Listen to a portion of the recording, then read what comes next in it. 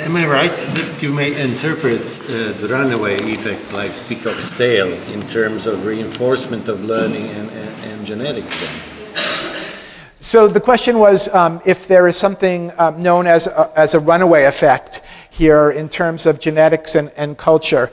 And the runaway effect comes from genetic models that show how under certain conditions preferences for certain characteristics in the opposite sex, in animals, color, how much color they have or what color their coats are or something like that, that can really, really become very, very strong. And then there becomes very, very strong preference on being, let's say, very, very colorful. And it kind of snowballs, and they positively reinforce each other. And the question is can you kind of think about the genes and culture in that light? And I think you absolutely can. Not quite exactly in the kind of Fisherian sense of the word.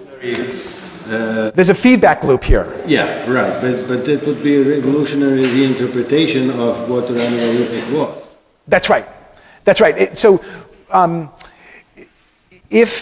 this was a common occurrence, then what you're basically doing is you're making it much easier evolutionarily for that runaway process to happen in the first place, because that's part of the problem with some of the classic runaway models is it's difficult to get the initial conditions, and this would give you that. I think that's what you're asking.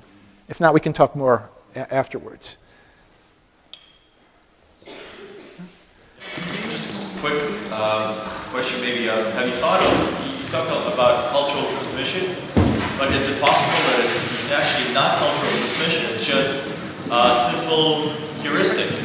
Like made copying can be a simple evolutionary imprinted heuristic that once you see it, boom, it doesn't need a learning. It's also innate. And it triggers a mechanism when preferences change. Because there's tons of these heuristics that have been proven, and it seems like a more elegant explanation for the same process. So, if we had another 20 minutes, I'd show you slides of an experiment to specifically answer that question. And so basically, I think what Igor is asking here is this.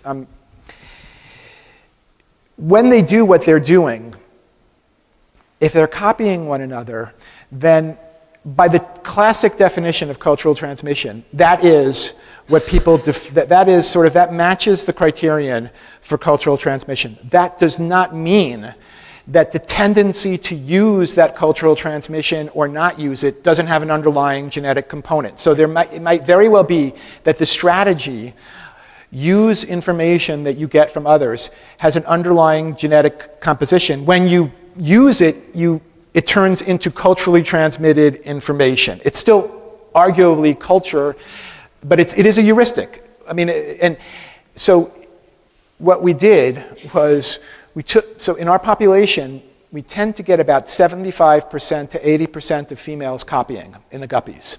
And we tend to get consistently 20 to 25% of the individuals not copying. And if you take the same individual and you keep doing it over and over again, they're very consistent. So like 20%, 25% don't copy, 75 or 80% do. We then we created in lines where we looked at the offspring of females who copied and the offspring of females who did not copy. And there was a significant heritability in the tendency to copy or not. So on your definition, you would call that an inherited heuristic. And it does have a genetic component. I still think it's culture because by cultural transmission, we simply mean transmitting the information about what particular type of male is transmitted socially. The information, use information that others give you has an underlying genetic component. To me, like you're just using psychology, if you use culture, you run away from these terms because they don't mean much. If you want to define culture, you obviously can use culture in guppies, but you can use culture in sociology and mean something else. Right. And then do we really need to build up on this, or can we use like a basic term like heuristics and be much clearer about what we're talking about? Is there a need to use the the word culture in this? Okay, I'll give you a short answer because I don't think we should torture everybody here with the long answer. But the short answer is, the short answer is, in the long run, if we could come up with a way to talk about heuristics that was really clear and concise and short, and I don't think we have that yet, maybe you'd be right. At this point, I'm using an operational definition of culture that's well established in other disciplines as a starting point because that's the terminology that people use, but maybe in the long run, we could do something like that, although we'd have to figure out how. I'm not convinced that just saying a heuristic makes it any easier. Everybody would have to know what that meant. Thank you.